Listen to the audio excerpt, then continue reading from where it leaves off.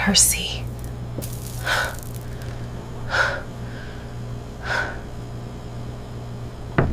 Choose what she couldn't.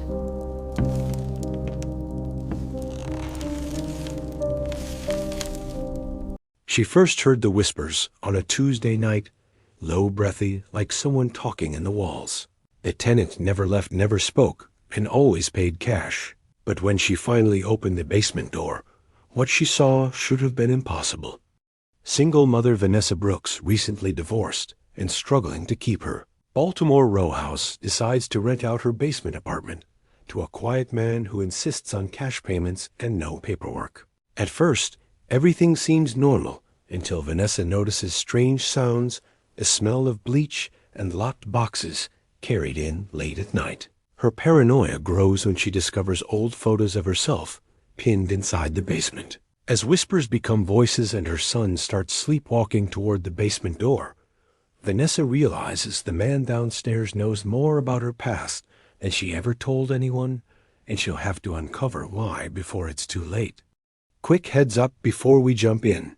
If you're into real stories, strange disappearances, and the kind of truths people try to bury, go ahead and hit that subscribe button. Turn on the bell so you don't miss what comes next. All right, let's get into it.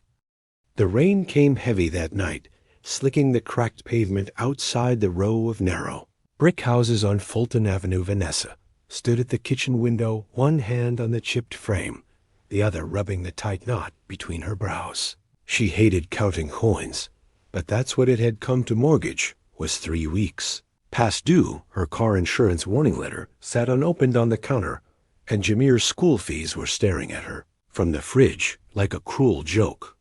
When the knock came, it startled her. 3 slow taps, then silence. She checked the clock, 9:42 p.m. Who in the world? The man stood on the porch hood, pulled low against the downpour. Tall, lean, with an umbrella, dripping black water at his side.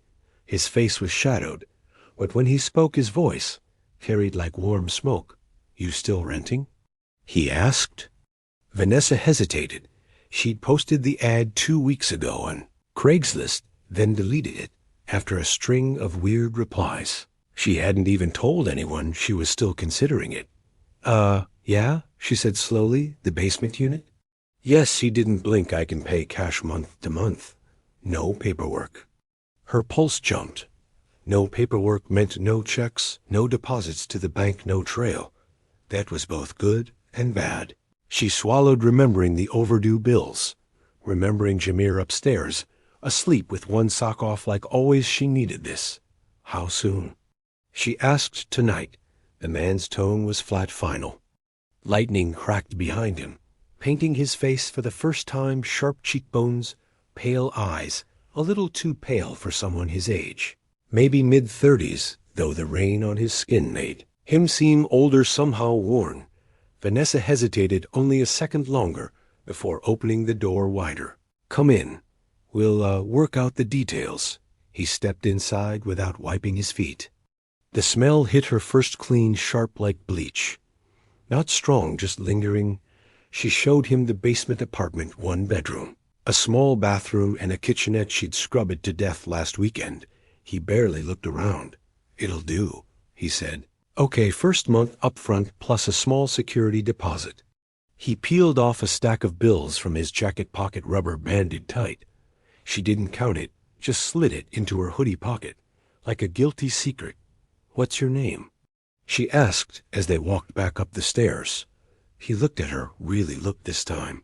His eyes were an odd, washed-out gray, like rainwater on concrete. Call me Mr. Lowe. Later, after he'd carried in 2 suitcases and a long, narrow box, Vanessa double-checked the lock on the basement door before going to bed. Jamir slept soundly curled on his Spider-Man sheets. Still, she lay awake long after the house went quiet, because in that silence she could have sworn she heard something, a low murmur, a whispering voice floating up through the vents. Vanessa woke to the sound of dripping water. For a groggy second she thought it was the rain again. Baltimore storms had a way of hanging around like uninvited guests. But when she opened her eyes, the room was still, the air too heavy. The digital clock on her nightstand glared 2:17 in blood-red numbers. The sound wasn't rain. It was closer, slower, plip, plip, plip. She swung her legs over the side of the bed, bare feet, touching the cold wood floor. Jamir's soft snore drifted from the next room, steady and small like it always was. Relief loosened something in her chest. At least he was okay. The drip came again, from the vent above her dresser. Vanessa frowned. Padding over the metal grill looked normal, but when she pressed her ear against it, she heard it, something beneath the drip, something softer. A voice, a whisper, so faint it felt like a thought. Leave it there. Vanessa jerked back, heart kicking hard against her ribs.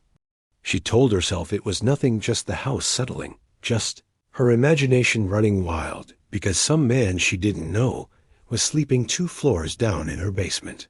That was all. She closed the vent with a snap and went back to bed, pulling the covers up to her chin like she was 10 years old again. Morning brought no answers.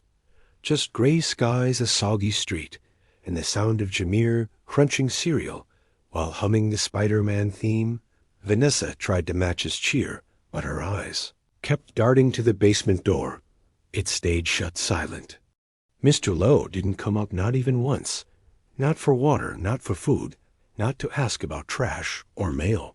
Nothing. If it weren't for the faint scuff marks on the basement steps, and the way the lock sat a little loose, like someone had tested it from the other side, she might have thought he wasn't real. By noon she couldn't stand it anymore. Vanessa pressed her ear against the basement door. Nothing. Just the low hum of the refrigerator behind her, and Jamir's cartoon giggles floating in from the living room. She gripped the knob, twisted, locked. Mom? Jamir called, his voice high and sweet. Can I have more milk? Yeah, baby, she said, quickly stepping back. Be right there. That night, after Jamir went to bed, Vanessa tried to distract herself with Netflix. She scrolled through shows, never watching, ears straining for the faintest sound from below. At 11:45 p.m., the first thud came. Not loud, just a dull weight hitting the floor. Then a scrape like something being dragged. Her throat went dry. She muted the TV, leaned forward. Another scrape, slow, deliberate. Vanessa stood without thinking, moving toward the kitchen, where the basement door loomed in shadow. The thud stopped. Silence filled the house like a held breath. She pressed her palm against the doorframe. Her fingers brushed something rough, grainy, salt, thin line of it running along the edge of the door, like someone had poured it there on purpose. She stared at its stomach, twisting until the quiet broke again. This time it wasn't a thud. It was a voice. Low, male, clear as day through the vent above her head. Don't let her see. Vanessa stumbled back, hand flying to her mouth. Her first thought was Jamir. Her second was, who the hell was her? The salt was still there in the morning. Vanessa crouched by the basement door, fingertips hovering over the thin white line like it might burn. It wasn't a spill. Someone had laid it carefully, evenly, like a boundary or a warning. She stared at it too long enough that Jamir padded into the kitchen in his socks, dragging his Spider-Man blanket behind him. Mom? Why are you on the floor? His small voice cracked through her thoughts. Vanessa blinked up at him and forced a smile that felt brittle. Just cleaning. Go wash up, okay? He nodded, eyes round and sleepy. As soon as he disappeared down the hall, she wiped the salt up with a paper towel and dumped it in the trash. Her hands shook the whole time. By noon, the unease had hardened into something else. Anger. This was her house. She wasn't going to tiptoe around like some scared tenant in her own space. Whatever Mr. Lowe was doing down there, whatever creepy ritual involved salt, it had to stop. She waited until Jamir was busy with his action figures, then grabbed the spare key from the junk drawer. The metal felt cold, slick with sweat from her palms. The basement door stood in its usual silence, like it was waiting. Vanessa slid the key into the lock. It didn't turn. Her pulse jumped. She tried again, harder. Nothing. He'd changed the lock. Excuse me, she muttered under her breath, pacing the kitchen. The nerve of this man changing the lock in her house, paying a little cash. Like that bought him rights to do whatever the hell he wanted? No. She wasn't letting this slide. Vanessa stomped to the top of the basement stairs and banged on the door, Mr. Lowe. Her voice echoed sharp in the stairwell. "We need to talk silence." She pressed her ear to the wood, straining nothing, until something shifted far below. A soft creak like a foot on old boards. Then the faint click of a door closing. Vanessa's throat went dry. There was only one door down there at the far end of the hall, with a storage room. "Used to be Mr. Lowe," she called again, louder this time. No answer, just a long stretch of quiet that somehow felt heavier than noise. That night she couldn't sleep, not after that. She sat in bed scrolling through her phone with numb fingers, searching things like tenant rights, Maryland basement, and can I evict without lease. But every time her eyes drooped, a sound from below yanked her wide awake again. A whisper, a scrape. Once the faint hum of something electrical, then a sudden thud like someone dropped a heavy box around two. Jamir padded into her room, blanket clutched tight. "Mom," he whispered. The man was talking to someone. Vanessa's blood iced. "What do you mean, baby?" Jamir rubbed his eyes. "I heard him in the vent. He said her name." He frowned like he was trying to remember Nessa. Vanessa felt her stomach drop through the mattress. Nessa, not Vanessa, not Miss Brooks. Nessa, the name only her mother used, the name she hadn't heard in years. "Go back to bed, baby." She managed pulling him close until his heartbeat steadied hers. But long after Jamir fell asleep in her arms, Vanessa sat frozen in the dark, staring at the ceiling vent, because now she was sure of two things. The man in her basement wasn't alone, and whoever he was talking to was her. Morning light barely softened the heaviness that clung to the house. Vanessa moved like she was underwater, slow, tense, every nerve stretched thin. The smell of coffee in her kitchen should have been comforting, but even that felt wrong. Too bitter, too sharp. She kept glancing at the basement door. The salt line was gone now, wiped clean, like it had never existed, but the air still carried that faint tang of bleach, stronger today. Jamir sat at the table with his cereal legs swinging, humming of Key. Vanessa tried to mirror normal, pouring milk and smiling when he asked for more sugar. Inside her chest was all thunder. She waited until Jamir left for school, kissing his head twice, lingering too long at the door, like she could hold the whole world away by hugging harder. Then she turned back to the kitchen and saw it. The envelope, it lay flat against the floor, just inside the basement door, like a stray leaf blown in cream-colored. Her name written in neat block letters across the front, Nessa. Vanessa froze. The house hummed around her refrigerator pipes, the soft rattle of an old window, and still the envelope felt like the loudest thing in the world. She crouched slowly, fingers trembling. As she picked it up, the paper was heavy, thick like something formal. Inside, one photograph, Vanessa's breath caught. It was her 12 years old, maybe 13 braids, with pink beads, a denim jacket 2 sizes too big. She was sitting on the front stoop of her grandmother's house in West Baltimore before everything went sideways, before her mom died, before the move. This picture didn't exist online, didn't exist anywhere, except an old photo album her mother kept locked in a cedar chest. How did he get this? She flipped the photo over 2 words, scrawled in black ink. Remember her. Vanessa's stomach turned ice cold. She pounded on the basement door so hard her fist ached. "Mr. Lowe, open this damn door." Her voice cracked like glass. Nothing, no footsteps, no whisper. She tried the knob, still locked. She pressed her face to the wood, listening, silence thick as tar. Vanessa backed away, pulse hammering. She snatched her phone and dialed the number from the old Craigslist messages, the one he'd texted from disconnected. She stood in the kitchen hearth, slamming the photo clenched in her fist. Every instinct screamed at her to call the police. But then what? There was no lease, no ID, no proof he'd done anything illegal.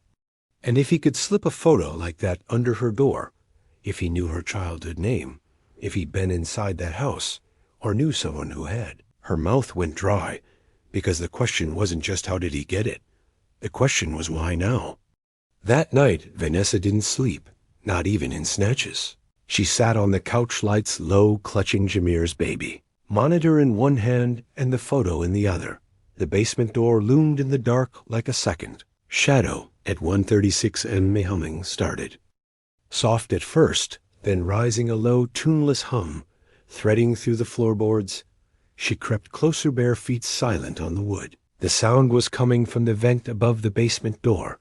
She stood beneath it, staring up, when the hum broke into words. Pretty little Nessa, all grown up Vanessa's blood, turned to glass. The voice wasn't whispering anymore. It was singing, and it knew her name. The humming didn't stop. It wove through the night like smoke, thin, curling, wrapping around her nerves, until every muscle in Vanessa's body was wired and trembling. She didn't move until the sound faded into silence, sometime after 3 a.m. By then her throat was raw from holding back the scream, clawing its way up.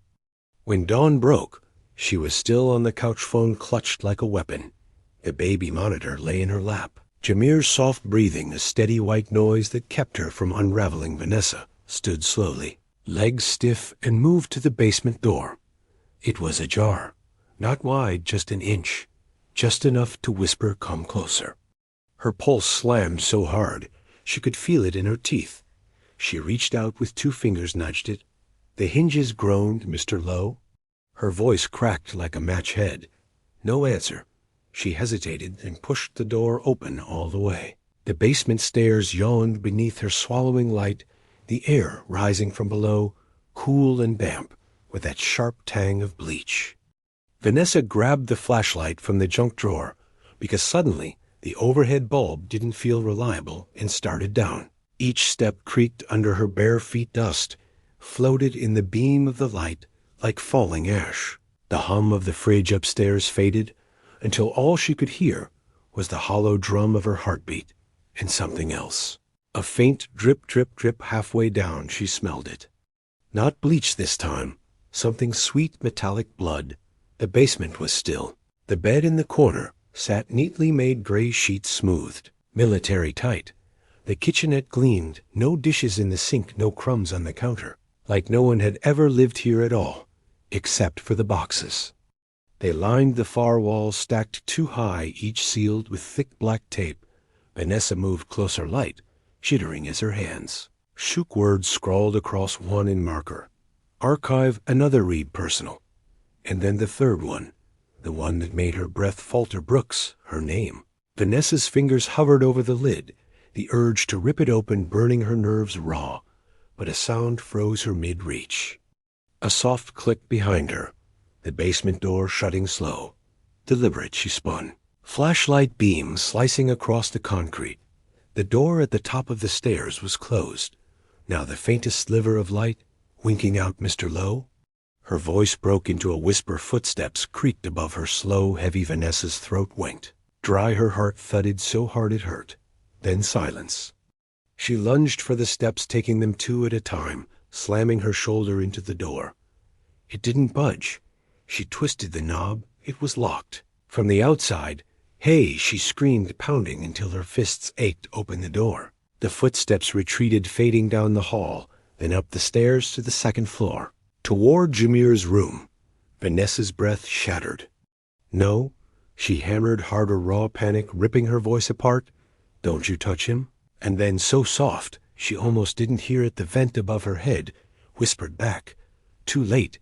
Vanessa's fists pounded until the wood burned against her knuckles, but the door didn't give. Her screams broke in the silence, swallowed by the walls, by the thick, cold air rising like a warning from the floor. Upstairs the house was quiet, too quiet. No footsteps, no sound of Jamir's voice, just stillness heavy enough to crush her lungs.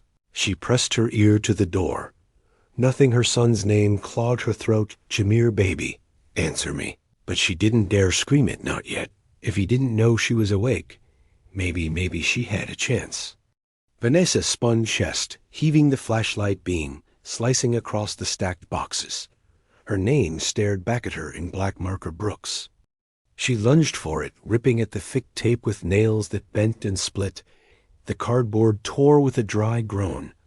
She shoved the flaps apart, and the smell hit. First old paper dust, and something faintly sour like damp fabric locked away too long.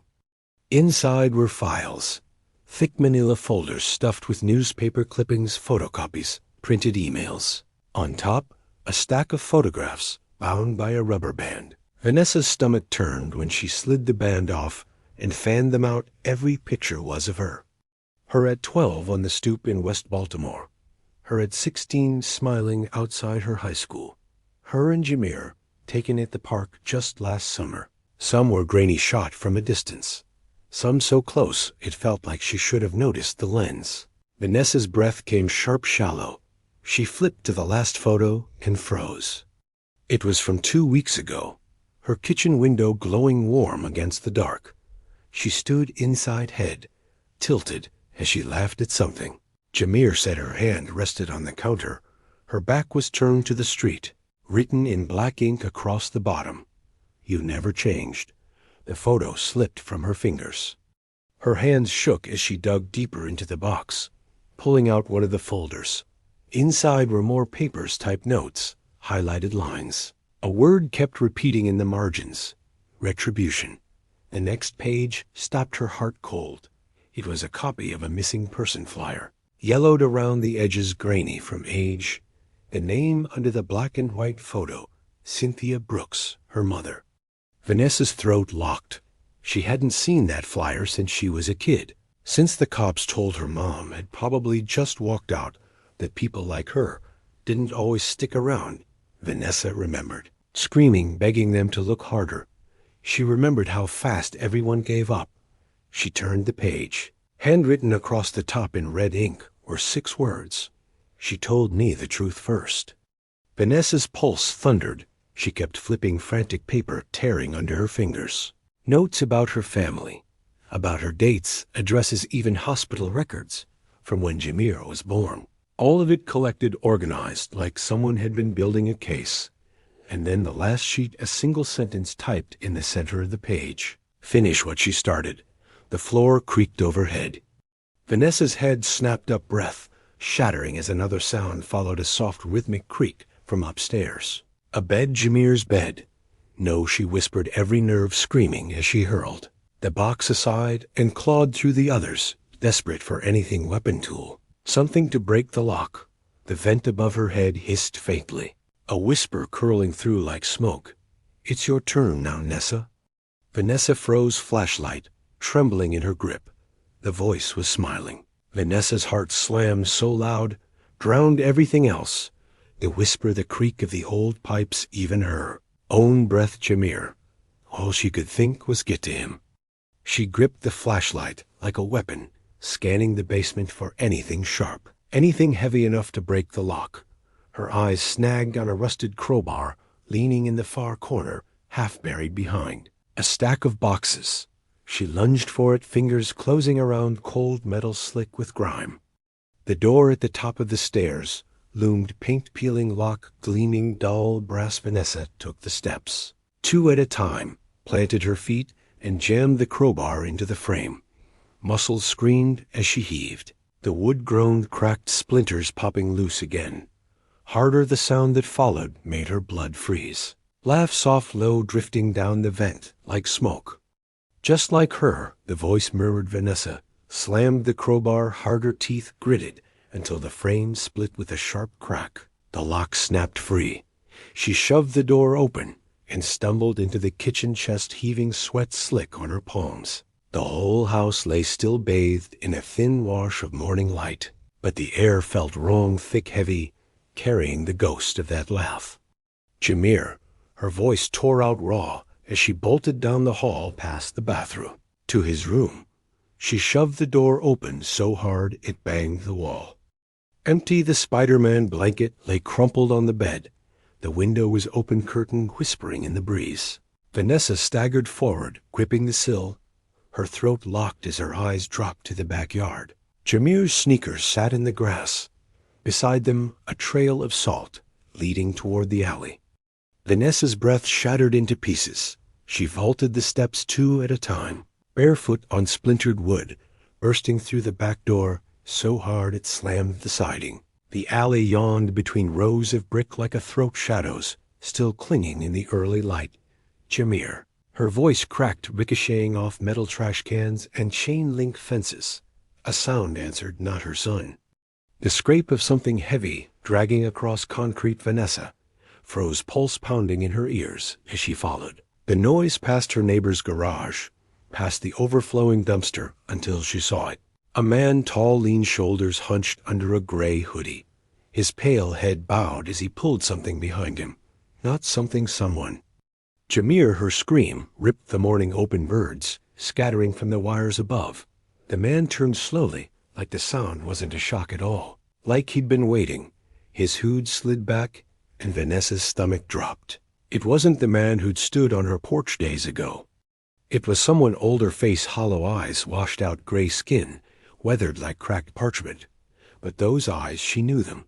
She'd seen them once before, in a photo of her mother's funeral. He smiled, thin, wolfish, and his voice slithered through the still air, calm as ever. "You're late, Nessa." She didn't finish. "But you will." Vanessa's knees nearly buckled, because in that moment she understood something chilling. This wasn't random. This was blood. This was legacy. And whatever her mother had done, whatever she'd left unfinished, Vanessa was standing in the middle of it. Now Vanessa didn't think she moved.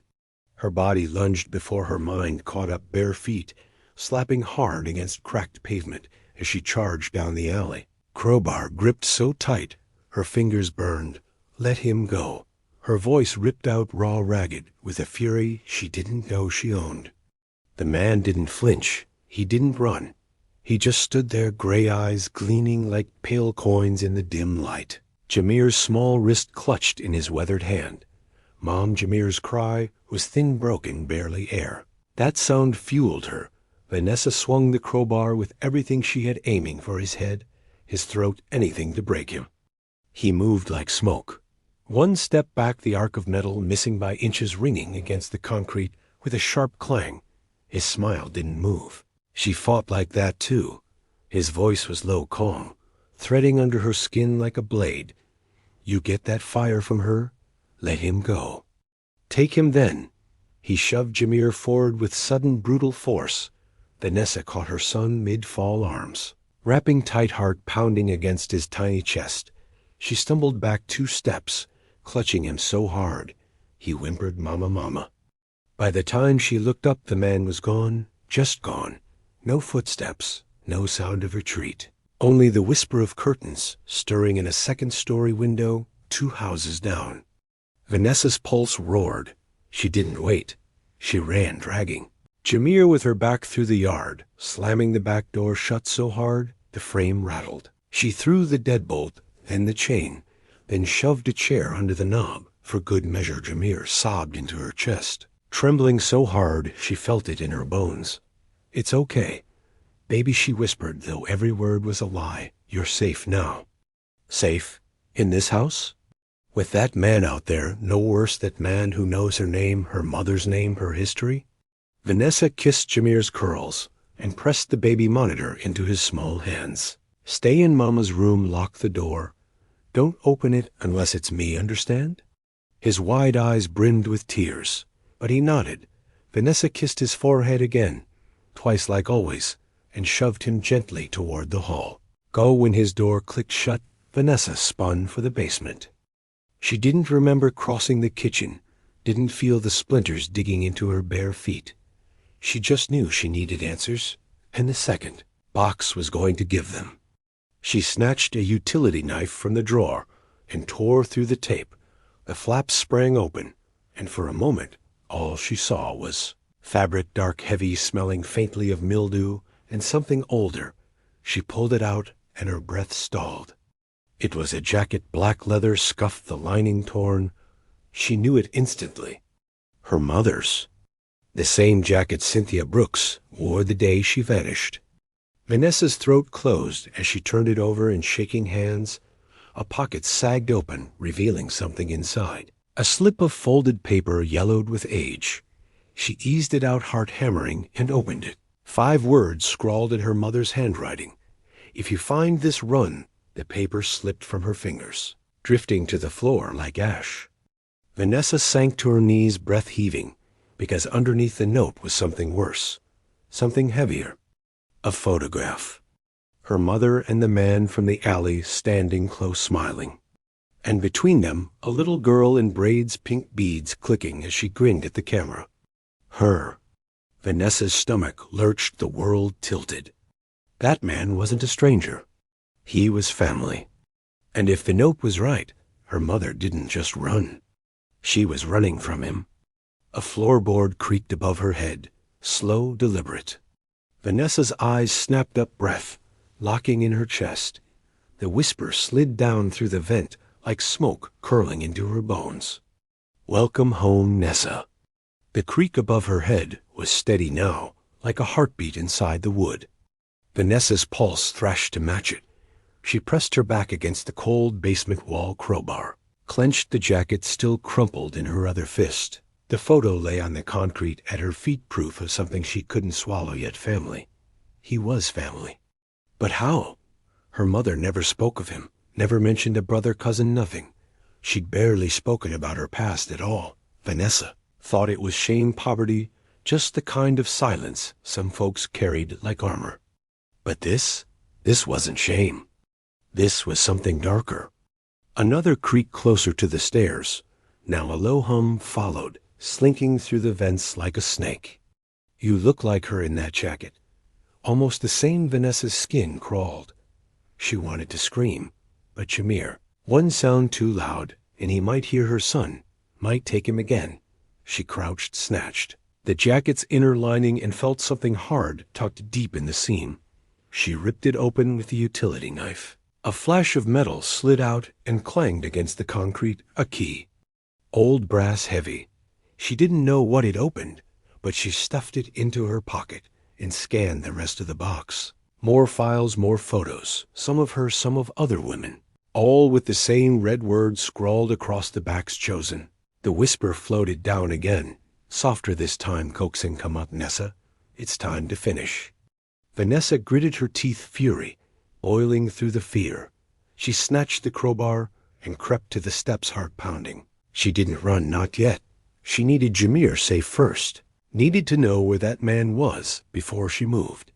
She edged up slow until her eyes cleared the top step. The kitchen was empty, quiet. The back door stood open, curtains breathing in the wind. A trick? Or gone?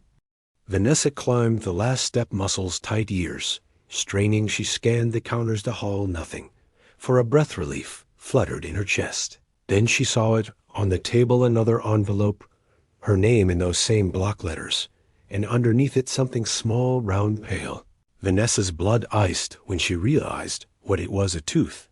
Not Jamir's, too big, too yellowed, her mother's.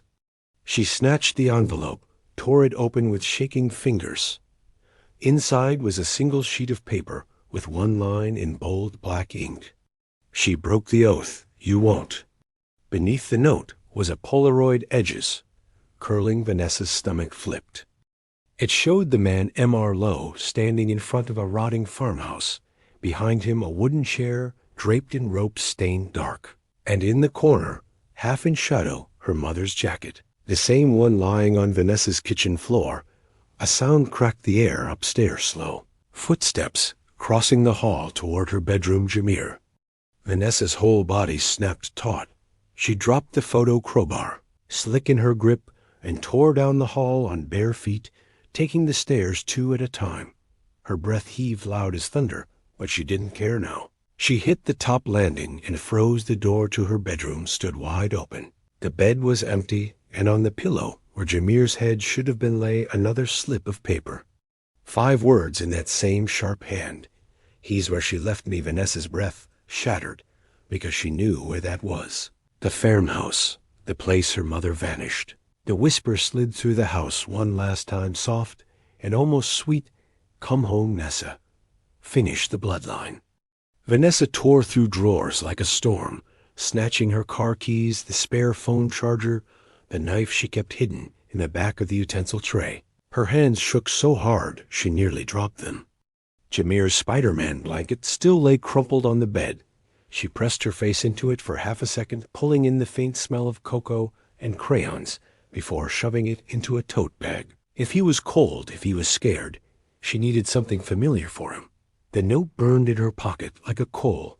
He's where she left me. Vanessa knew that place. The farmhouse sat like a corpse on the edge of the city line, swallowed by weeds and kudzu. She'd been there once as a kid, clinging to her mother's hand during a long drive that ended in shouting.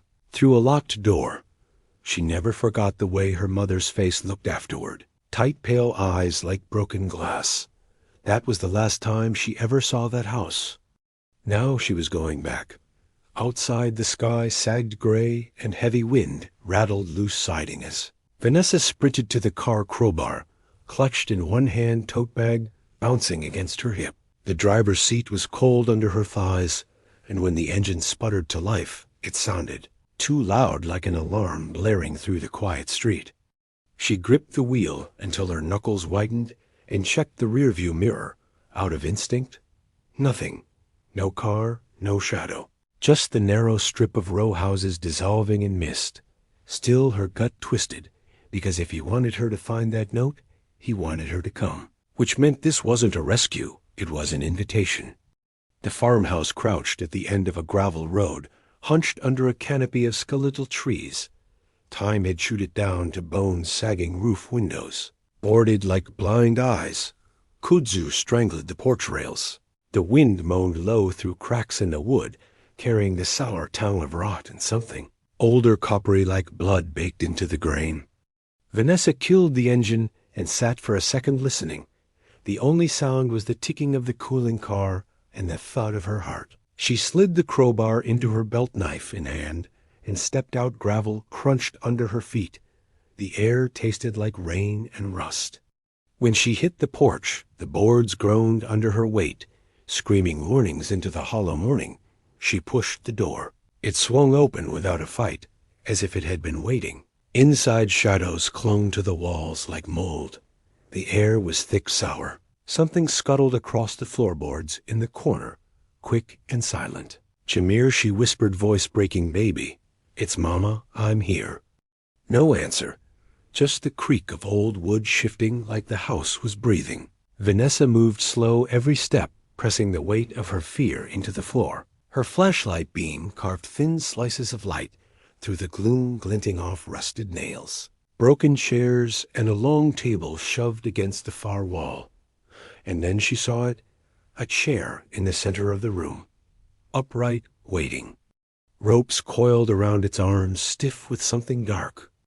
On the floor beneath it, a stain bloomed wide and deep black. Where it hadn't dried right, Vanessa's stomach turned. On the seat lay an envelope. Her name in block letters. She stepped closer, breath hitching. The smell hit first, old iron, sharp and sour blood. She grabbed the envelope, fingers trembling so hard the paper tore as she ripped it open. Inside was a photo. Jamir, bound to a chair just like this one, blindfolded, his face streaked with tears, and scrawled across the bottom in black ink, "Choose what she couldn't." Vanessa's vision blurred with rage and terror. She slammed the photo down and spun, knife raised, because behind her the floor whispered. A voice slipped through the shadows, low and patient, curling into her ear like smoke. "You're stronger than she was, Nessa.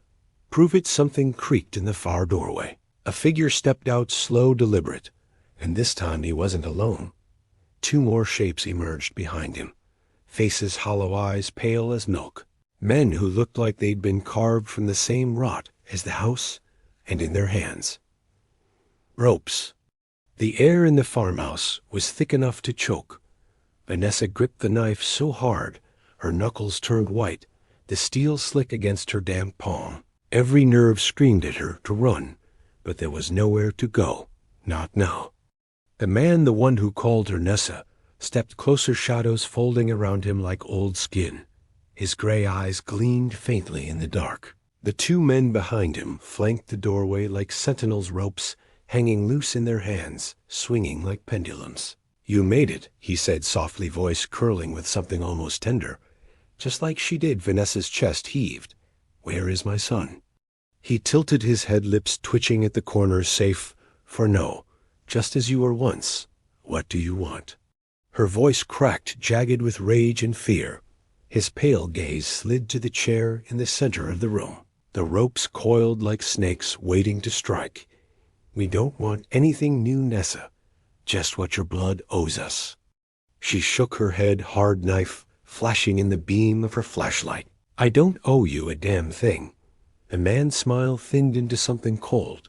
Your mother said the same. And look how that ended. The words punched through her like glass. She saw her mother's face, the tight jaw, the hollow eyes, the way she vanished without goodbye, and bile burned her throat.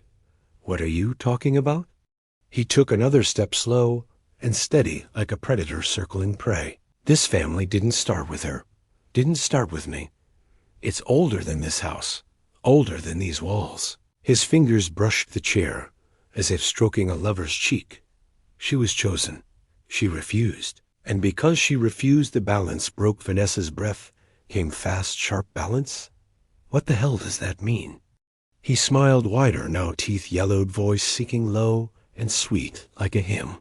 It means blood for blood, a child for a child, a promise paid in full. Her stomach lurched, the room tilted. No. Yes, he whispered, stepping closer still. Her boy was spared, because she ran, because she broke the oath, but it doesn't vanish. Nessa, it waits, it follows, and now his hand lifted, palm open like an offering. Now it's you. You finish what she started, and your son lives. Vanessa's pulse roared in her ears. And if I don't?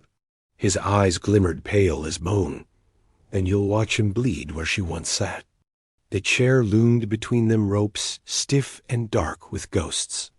Vanessa's grip on the knife tightened until her hand throbbed. Behind him, the two men shifted steps, creaking closer, ropes sliding like whispers across the floor. Her breath hitched a sob, clawing its way up, but she swallowed it down, burying it under the fire rising in her chest. She wasn't her mother. She wasn't running. And she sure as hell wasn't giving them her son. Try me, Vanessa hissed through her teeth. The man's smile spread slow, wide, feral. Good, he murmured. I was hoping you'd fight. And then he snapped his fingers. The two men lunged. The two men surged forward, like shadows breaking loose. Vanessa barely had time to move. She swung the crowbar first, a desperate arc that cracked bone with a sickening crunch. The man on her left dropped to his knees, howling, rope spilling from his hand. The other lunged. She pivoted, hard knife flashing, slicing deep into the meat of his forearm. Hot blood spattered across her face as he roared and swung back, catching her shoulder with a blow that sent white pain screaming through her bones. Vanessa stumbled, but didn't fall. Couldn't. Jamir's face burned in her mind, his eyes wide, terrified. She lunged low, driving the knife up under his ribs. The man gasped, air rattling wet in his chest before crumpling to the floor. The first man was crawling toward her, now face twisted in rage, blood dripping from his nose. Vanessa kicked him hard, ribs cracking under her bare heel, then snatched the crowbar and brought it down. Once, twice, until he stilled. Her breath came in heaving gulps, sweat and blood slick on her skin. Her whole body trembled, but she turned toward the doorway toward him. Mr. Lowe hadn't moved. He stood there calm, his stone-gray eyes glowing faintly in the dim light, a smile curling like smoke on his lips. You've got her, fire, he said softly, almost with pride. But fire burns fast. It leaves nothing but ash. Vanessa raised the crowbar, fury blazing white-hot in her veins. Where is my son? He nodded toward the back room, voice low and coaxing, safe. For now. But you can't take him and walk away, Nessa. It doesn't work that way. You think killing them ends it? This isn't blood you can wash off. His words slithered through her, slick with poison. For a second, doubt scraped her ribs raw. What if this was true? What if something followed her mother, and now it was hers? No, she slammed the thought away. This ended here. Vanessa launched forward with a scream that tore her throat, raw crowbar slicing through the air. Lowe moved fast, faster than a man his age should, but rage made her stronger. She caught his shoulder, bone crunching under steel. He grunted, staggered back, but his hand shot out, clamping on her wrist like iron. They struggled, bodies colliding against the chair, wood splintered, ropes snapping like brittle snakes. His breath was hot in her ear. His voice a hiss. She begged too. "You sound just like her, Vanessa," roared, every muscle screaming as she wrenched free, spun, and drove the crowbar into his skull. The sound was dull and final. His body crumpled like rotten, timber gray eyes staring glassy into nothing. For a long second, the world was silent, but for Vanessa's ragged breath, her arm shook crowbar, slick in her grip, blood spattering the warped floorboards. "Mom?" The voice was small, fragile. Vanessa spun. Jamir stood in the doorway, wrists raw from rope spider, man blanket clutched to his chest. His eyes were huge, shimmering with tears. "Oh God, baby." She dropped the crowbar, scooped him into her arms, holding him so tight he squeaked. His heart hammered against hers, wild and fast, alive. Thank God, alive. "It's okay," she whispered, rocking him, even as her own tears streaked hot down her cheeks.